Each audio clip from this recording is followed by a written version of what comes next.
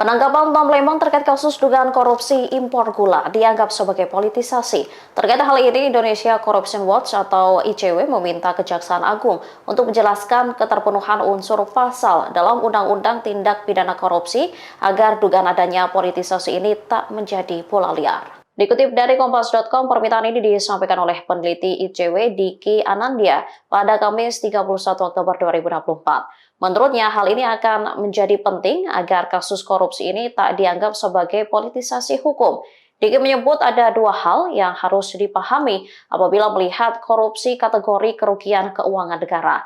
Dikatakannya setiap perbuatan melawan hukum harus diikuti dengan niat jahat. Lebih lanjut dikatakannya tidak semua kerugian negara dikategorikan sebagai kejahatan korupsi.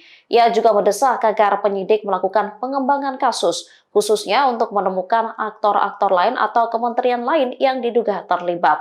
Pasalnya kebijakan impor gula kristal mentah tidak hanya dilakukan sepanjang tahun 2015 hingga 2016, tetapi juga berlanjut ke tahun-tahun berikutnya.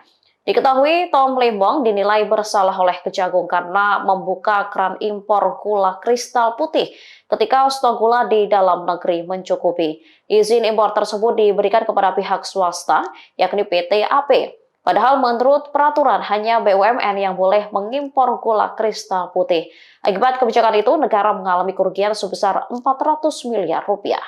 Download Tribun X sekarang, menghadirkan lokal menjadi Indonesia.